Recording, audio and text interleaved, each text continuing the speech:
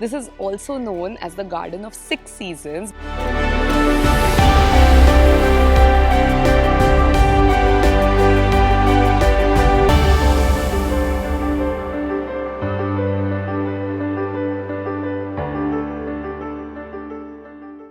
It's a hello from the Chandragiri airport. So yeah, I'm officially in Nepal. Let me quickly tell you how I reached Nepal. Now there are multiple ways in which you can reach Nepal. I think the most convenient way for Indians to reach Nepal is to directly take a flight to Kathmandu. There is good connectivity from Delhi, Bombay, and I think all major cities in India.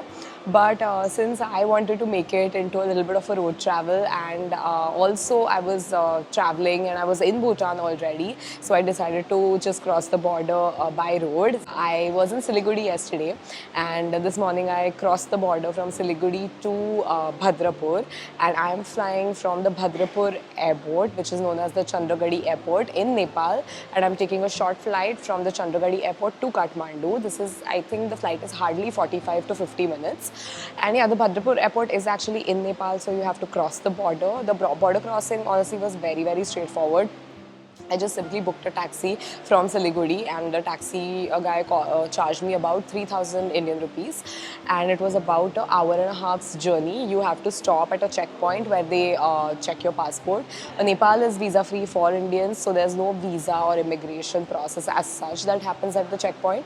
They just check your passport, and in case you're bringing an Indian vehicle inside Nepal, you have to sort of take a permit and bear the registration amount for that. So yeah, I am waiting to board my flight. Now there are two, I think, most convenient airlines to fly internally in Nepal. One is Buddha Air and one is Yeti Airways. So I have been recommended by locals that Buddha Air is actually the more reliable one. So I'm flying on a Buddha Air flight to Kathmandu.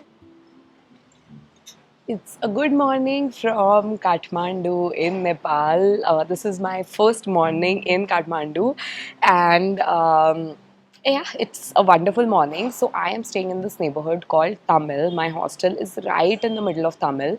Thamel is this really vibrant neighborhood which has lots of cafes, restaurants, shops, and all of that. You can literally just walk around and like find everything that you need. So this I've come to this really cute cafe called Rosemary Cafe, which is literally like a 10-minute walk from my hostel. And I have called for, of course, some coffee to start my day, and I've also called for their Nepalese breakfast, Nepalese omelette. So this is basically sort of like the Indian masala omelette. There's like onions and chili and tomato in it, and then there's fruits and there's bread and there's homemade jam and all of that. The cafe is very, very cute. It has this beautiful green outdoor seating and all that. So yeah, today I'm going to get breakfast here, but the neighborhood Thamel has so many nice cafes that I'm pretty sure every day in Kathmandu I'm going to end up getting breakfast at a different cafe. So whenever you're here, definitely go cafe hopping. Multiple great coffee places, bakeries, and breakfast places. So just walk around Thamel and find what you like.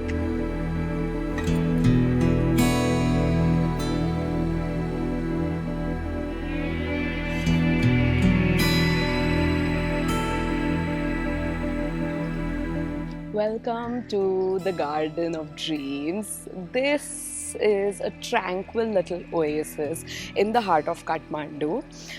The Garden of Dreams is a neoclassical historical garden. Now, this garden was originally started as a private garden. It belonged to late Field Marshal Kaiser Shamsher Rana, and he built it in the early 1920s as his own private garden. This is also known as the Garden of Six Seasons because it has a pavilion dedicated to each of Nepal's seasons. The garden has beautiful fountains, there's greenery all over, there are flowers of all possible varieties you can imagine, there are pavilions, there are different, statues and sculptures, and it is literally in the heart of the city of Kathmandu. So if you want to get away from the hustle and bustle, the traffic, the noise, you can come to this green patch and this tiny little oasis. The ticket prices are 400 Nepalese rupees per person for foreign tourists.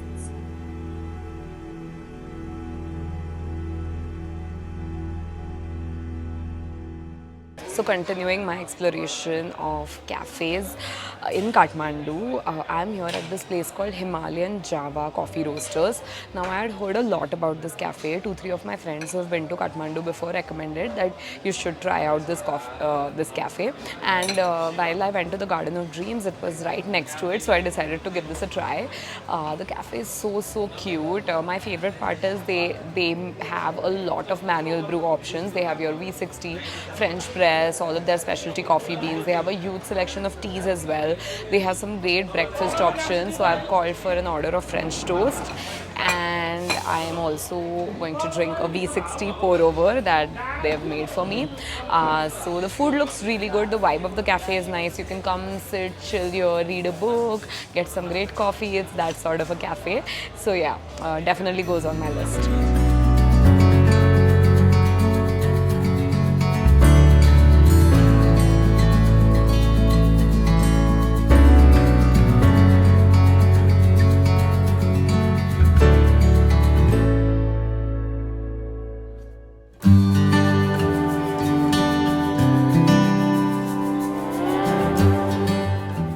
So my next stop is here at the Pashupatinath Temple in Kathmandu.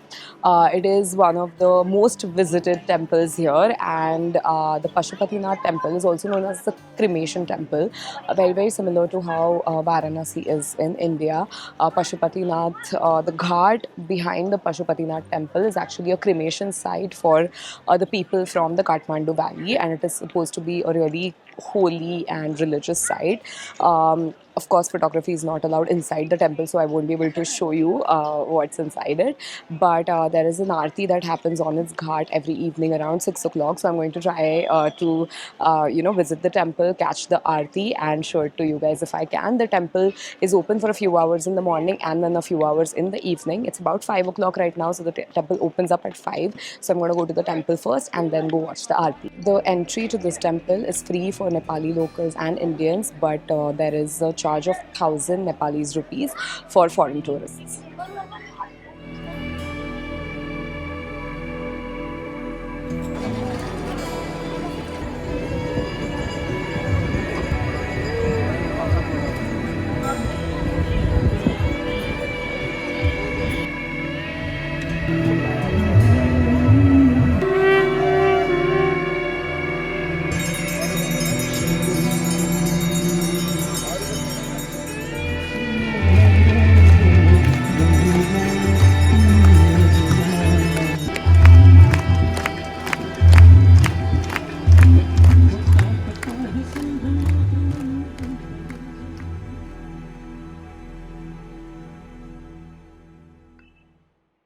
After the aarti at the ghat, I'm here at Thamel Momo Hut and I've ordered for their kote momos and jol momos. Welcome to the Bhaktapur Durbar Square. Now this is the main square of the city. So here you'll find the Golden Gate, you have the Big Bell, you have a Pashupatinath Temple, you have a statue of the king, there are wood carvings, stone sculptures, metal artifacts. There's so much to see in the square. So take your time, read all the boards describing every structure, and yeah, this should be your starting point while exploring Bhaktapur.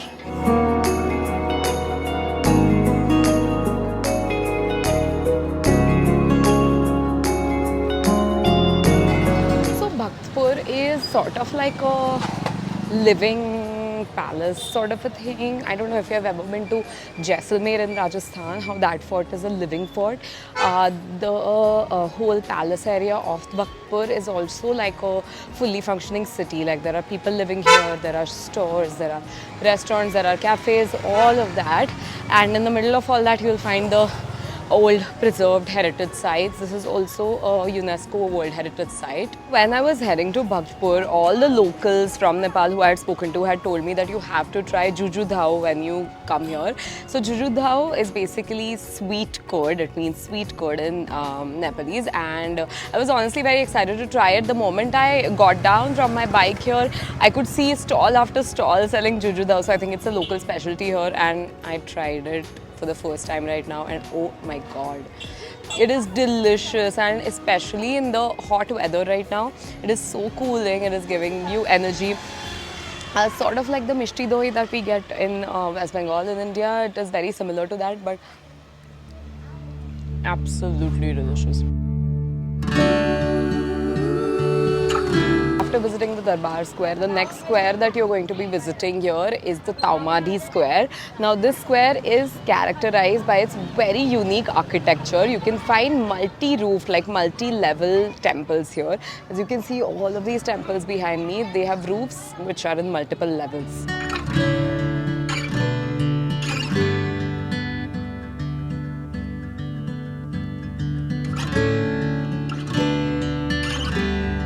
I am walking around in Bhaktapur. Now I'm headed to the third and final square, which is the Datat Square.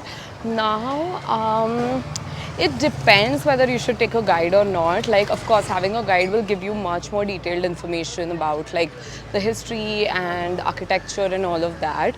I haven't hired a guide because it was a little expensive for me. They were quoting 1,000 Nepalese rupees. I think hiring a guide makes a lot of sense if you're in a group, but since I was alone, that was like a lot of money for me to spend on a guide. So I'm instead googling things, and they give you this pamphlet along with the tickets, which has a little like a detailed description of things.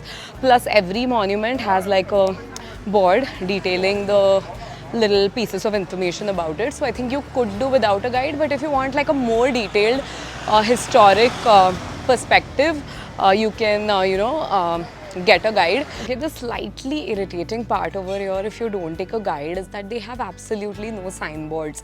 So like if you're on your own to get from one square to another, you sort of get lost because there's no direction, like there's no board detailing directions. I think they've also done it so that you end up paying for a guide, which is okay. I think of course they want to boost their tourism, but if you're like doing it yourself, I would recommend stop and ask the shop owners, because the shop owners are being very kind and they're directing you to the correct place.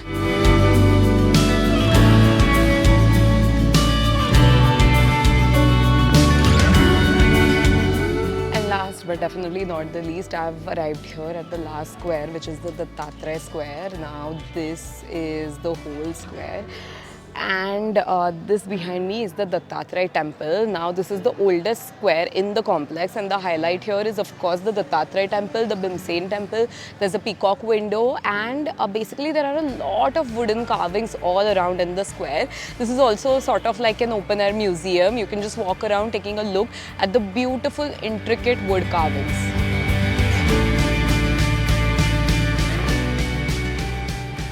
Subscribe if you haven't already, and stay tuned for the next episode, which is going to be an epic food tour. Bye!